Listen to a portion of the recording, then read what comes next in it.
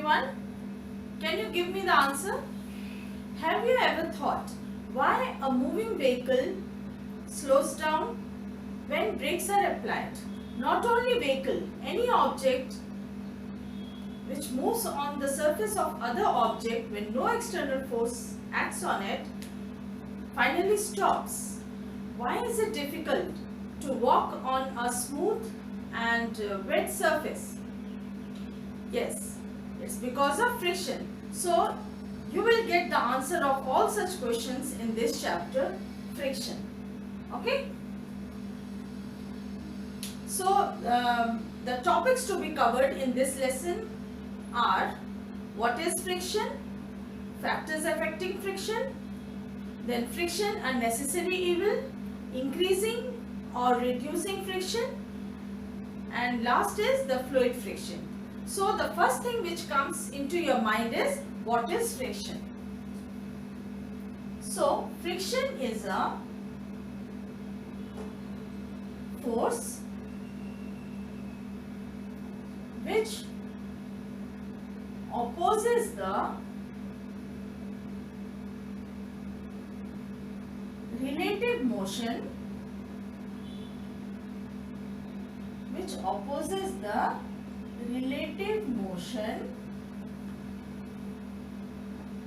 between two bodies in contact. So what is friction? Friction is a force which opposes the relative motion between two bodies in contact. This frictional force always acts in the opposite direction of the applied force. Suppose if this is the direction of applied force, so frictional force will act from this direction. Okay, this is the applied force, this opposite direction is the frictional force. So today I am going to give you few examples illustrating the role of friction in our life. First example, like when a boy kicks a ball on the ground, what happens? What do you observe? After going to some distance, the ball stops. Which force is acting there? The frictional force is acting on the ball, which resists its motion, which stops its motion from moving forward, moving further. You must have seen a ladder resting against the wall. Does it slip off? No, it does not. Why? Which force is acting? Which force is stopping the ladder from slipping off? That is the frictional force. So there are many examples where you will see the role of frictional force. Now, during a cold climate, what we generally do? During cold climate, we shiver, we feel cold, so we rub our hands to keep us warm. What happens here? When you rub your palm, the friction is developed between the two surfaces of your palm. Friction produces heat, and so you feel warm in your body and in your arm, in your palm. So when you are rubbing two surfaces, the friction produces heat, and then you feel warmth in your palm. Okay. Next, there are so many. Then you can see another example, like friction helps us to write on the blackboard. If I'll say like that, means friction helps. There is a friction between the chalk piece and the blackboard. There is a friction is developed between the chalk piece and the blackboard, which helps us to write on the blackboard. What happens when in a moving vehicle brakes are applied? What happens there? When the brakes are applied, the brakes produce friction on the wheels, which stops the vehicle to move further. Okay, we can see example of a boy running or anybody jogging, and when we are walking also, then you can ask me, is frictional force acting there? Yes, definitely frictional force is acting there. What we are doing, then you can ask, you may ask, like, if frictional force is acting against our motion, how we are able to walk? Because when we are applying force in walking, that force is overcoming the force of friction. So we are able to walk and to run and to jog also. Okay, I want to give you a very interesting example. Like, if you want to visit a temple or you want to go to any other place where you need to cross the river, definitely you will take boat. But if you are sitting in a boat and no sailor is there to row the boat, so how you will go? Is a frictional force acting there, which is resisting the boat to move, as you are not rowing the boat? Yes, there the frictional force is exerted by the water, which is resisting the motion of the boat. So here you need to apply external force. If you apply more external force, what will happen? The external force will overcome the force of friction and you will be able to move further. You will be able to reach your destination. Okay?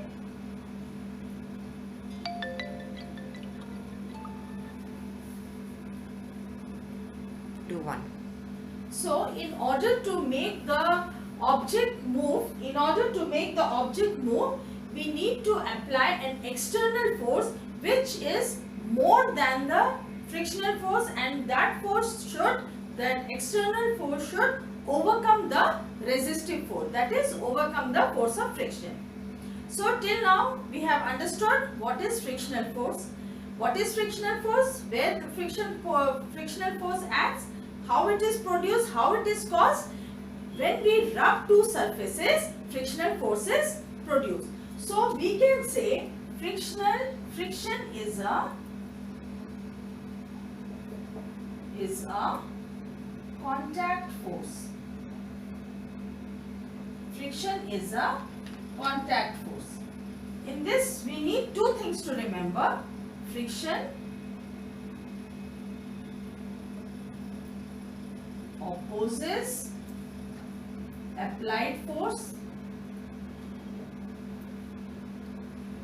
and second, friction acts parallel to the surface, to the contact surface, to the contact. Friction opposes applied force. Second, friction acts parallel to contact force. What is the meaning of contact force? Means here when force is applied, ball is here, ball reached here and it stopped. So the friction will be in the opposite of the applied force, and here the friction, this is the contact surface, so the frictional force is parallel to the contact surface. Okay. Now, what are the factors? What are the factors which affect friction? So our next topic is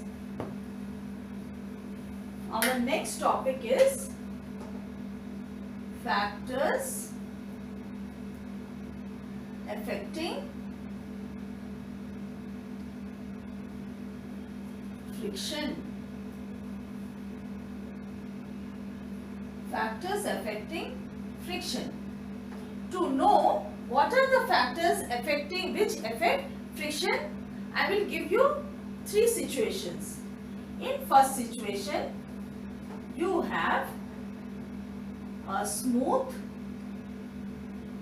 object and a smooth surface.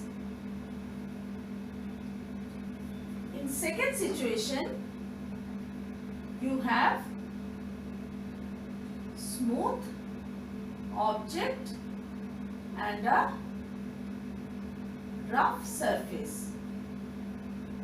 Or other way around also you can take, either it is a rough object or a smooth surface. And in the third situation you have rough object and a rough surface. Okay, these are the three situations.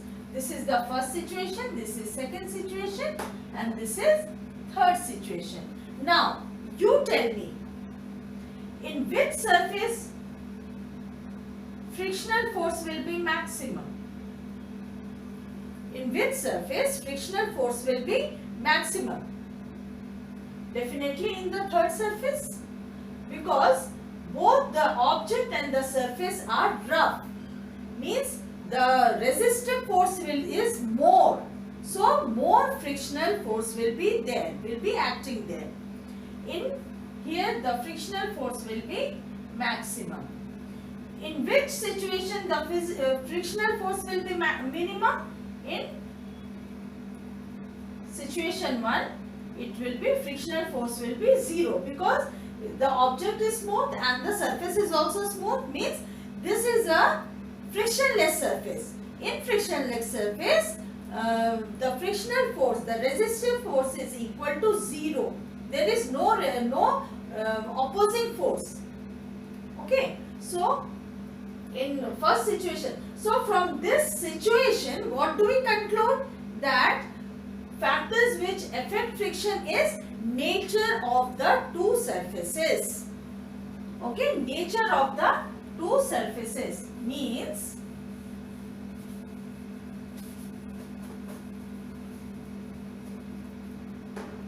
smoothness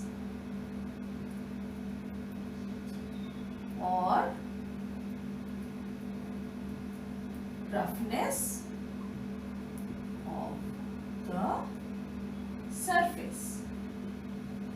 Smoothness or roughness of the surface. This is one of the factor. Okay. For second factor,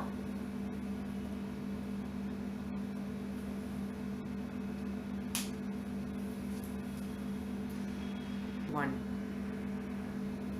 From that example, we can also say that friction is caused by the irregularities of the two surfaces in contact. We can say friction is caused by the irregularities of the two surfaces in contact. Okay. Friction is caused by the irregularities. Irregularities means unevenness of the two surfaces in contact. Let's say there is a table and two blocks are kept here. One 10 kg weight and another one 2 kg weight. Okay. On a table, two blocks are kept. One weighs 10 kg, other weighs 2 kg.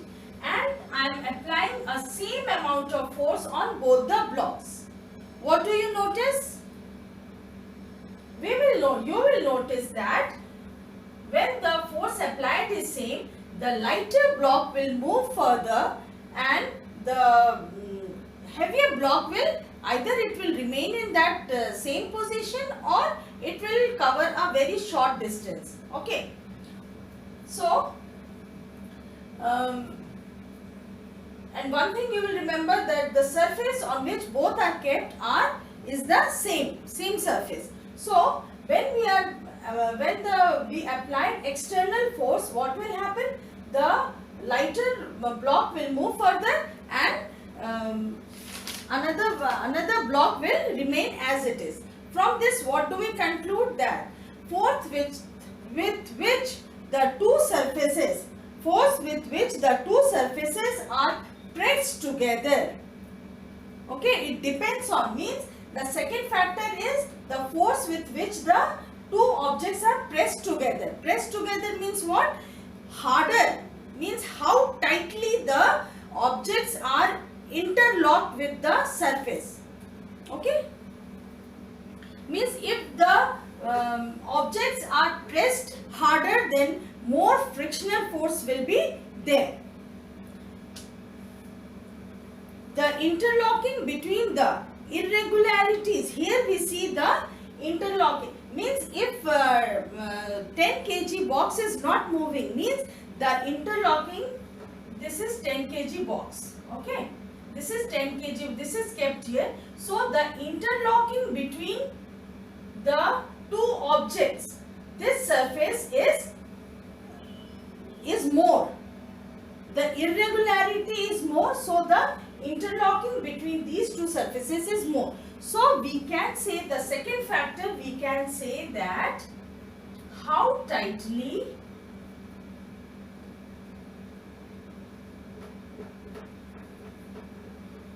the object, how tightly the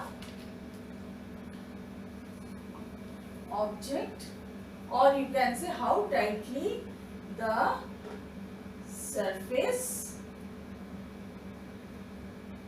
are held together, I just want to give you a very interesting example. In movies or in anywhere, maybe in somewhere in some accident or something like that, not accident, in maybe you are going from your village to another village and you have seen this incident. What happened? A big truck or a big bus is stuck up in a muddy pit, in a muddy road, okay, and all the people, they are busy, they become very active, and they are trying to by pushing, they are trying to put the bus or the truck out of that muddy pit.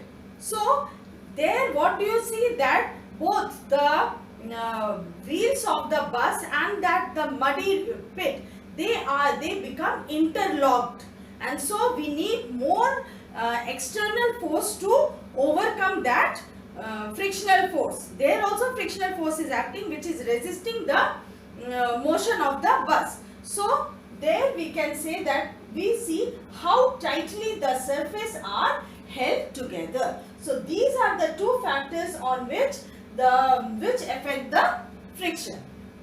Now, you must have experienced this situation, that when you are moving,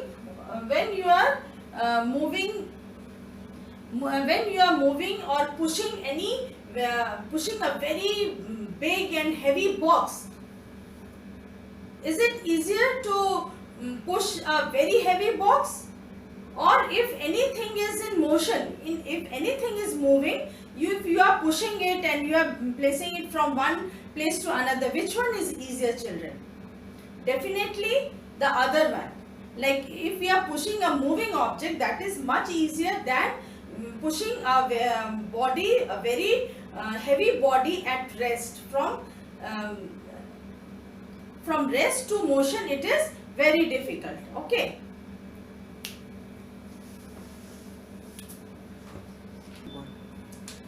Have you experienced this situation? You are trying to push a very heavy box from one place to another. You want to shift that heavy box from one place to another. Is it easier? to push anything which is at rest, that too it's very heavy, you want to place that box in some other place. Is it easier, or to move any object which is already in motion? Definitely the second one. So today we are going to see the two types of friction. The two types of friction are, first is static friction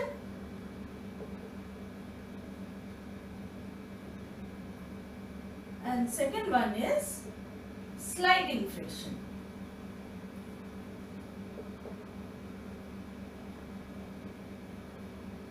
Static friction and sliding friction. So first we will see what is static friction. Static friction is the force of friction which acts between the objects in contact but not sliding. Force of friction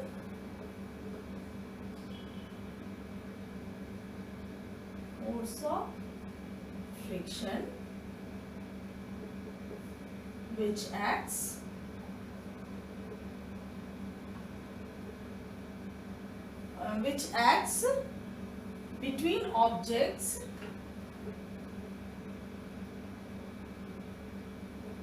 objects in contact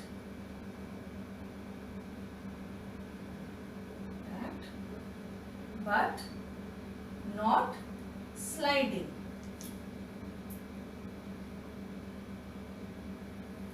Force of friction which acts between objects in contact but not sliding with respect to each other. Okay. Suppose I'll give you one example. This is a very heavy box. Okay. I need to place this box this side. Okay. So here I will apply force F. Here I am going to apply force F. Definitely when anything is in motion or at rest, frictional force will be applied from the opposite direction. So from here frictional force is applied. So if the body is at rest and we want to move that body, so body from rest, static means rest, from rest, so from the other side frictional force is acting, so this is called static friction. So static friction is acting from the opposite direction, and definitely this static friction opposes this applied force. Okay, this static friction doesn't want this box to change its state of motion. Okay, so what we will do, what a boy is doing, he will increase this this applied force. If I will increase this applied force, the static force will also increase. The more we are increasing the force, this static friction is also increasing. But the static friction has got some limit. The static friction has got some limit. Beyond that limit, this static friction will not increase. So this force, we are increasing the force. And when we are increasing the force, this static force is also increasing. But static friction has got some limitation. Beyond that increase, beyond that limit, the static friction will not, we can't increase the static friction. A point will come when this external force becomes greater than this static friction. That in that time, at that point, sliding friction comes in picture. Okay, so force of friction which acts between objects in contact but not sliding with respect to each other is called static friction. And next one,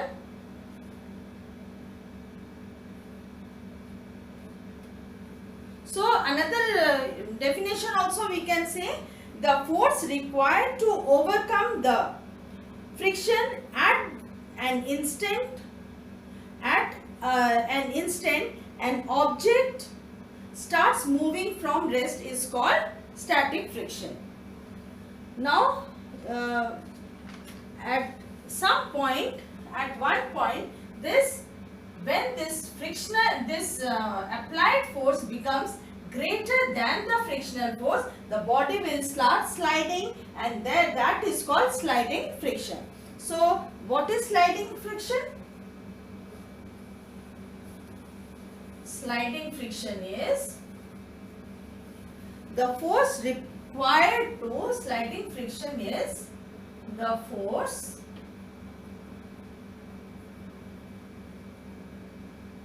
required to keep the object moving, to keep the object moving with same speed, object moving with same speed is a measure of sliding friction. Measure of sliding friction.